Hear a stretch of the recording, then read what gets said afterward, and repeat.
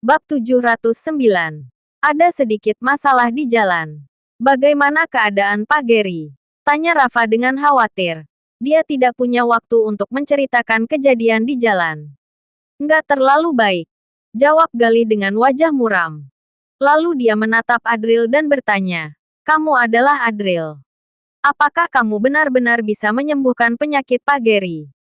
Sementara Rafa segera memperkenalkan. Ini adalah Jenderal Gali, wakil jenderal ayah angkatku. Adril melirik pangkat jenderal bintang 4 di pundak Gali. Gary tak terkalahkan adalah orang yang perfeksionis.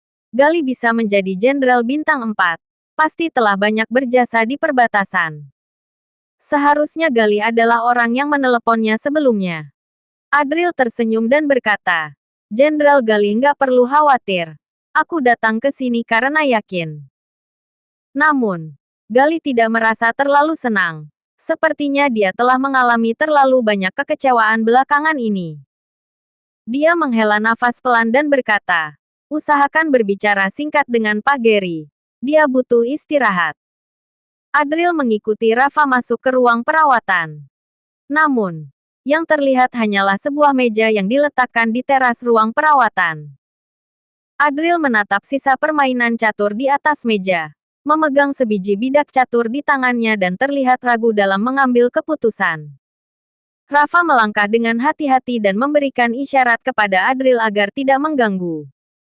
Sementara Adril juga sedang memperhatikan Gary tak terkalahkan. Penampilannya tampak berusia 40 tahun, dengan alis yang tajam dan mata yang berbinar. Sepertinya dia juga seorang pria tampan saat muda. Hanya saja, wajahnya sedikit pucat. Meskipun terkena sinar matahari, sekitarnya juga terasa dingin. Itu adalah simbol penyakit racun tulang. Namun, Gary tak terkalahkan sama sekali tidak terlihat khawatir. Dia hanya fokus dan tenang melihat ke papan catur, seolah-olah sepenuhnya tenggelam dalam permainan catur. Meriam garis 1 bergerak ke garis 4. Ucap Adril tiba-tiba.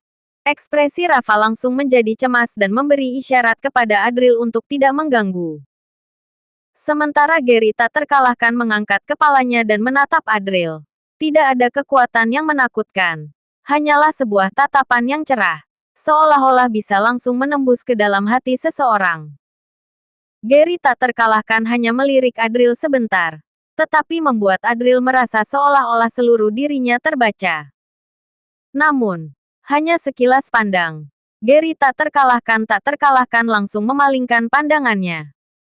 Lalu dia mengikuti saran Adril. Menjalankan meriam garis 1 ke garis 4.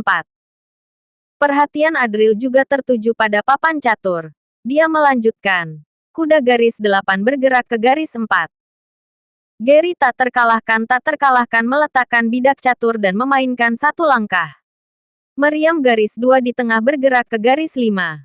Prajurit garis 3 bergerak ke garis 1. Sekakmat. Mata Gary tak terkalahkan berbinar saat meletakkan pion di depan jenderal sisi hitam.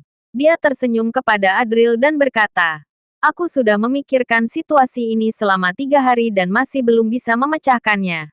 Kamu sangat mengerti catur. Paham sedikit, tutur Adril. Adril tersenyum dengan rendah hati. Tetapi tatapannya penuh dengan kenangan. Ayahku suka memecahkan teka-teki catur selama hidupnya. Dia mengajariku setiap hari, ujar Adril. Ayahmu adalah seorang ahli. Ya. Jika ada kesempatan, aku ingin berlatih dengan ayahmu. Ucap Gary tak terkalahkan sambil tersenyum. Ayahku sudah meninggal. Tutur Adril. Dia terlihat sedikit sedih. Mendengar hal ini, Gary tak terkalahkan menghela napas. Lalu berkata, hidup ini nggak kekal, turut berduka. Dokter Adril bisa menemani Pak Gary untuk bermain 1 putaran. Ucap Rafa segera memperkenalkan saat melihat situasi tersebut. Pasti akan menguntungkan bagi Adril untuk berteman dengan Gary tak terkalahkan dengan bermain catur. Namun, Adril malah menggelengkan kepala dan berkata, aku nggak suka bermain catur. Dulu aku benar-benar dipaksa oleh ayahku. Rafa langsung terkejut. Sementara itu, Gary tak terkalahkan juga tertegun. Dia tertawa terbahak-bahak dan berkata, "Kamu pemuda yang cukup berani.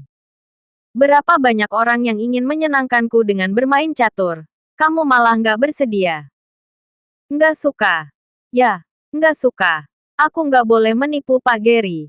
Juga nggak mau menyiksa diri sendiri demi menyenangkan orang lain.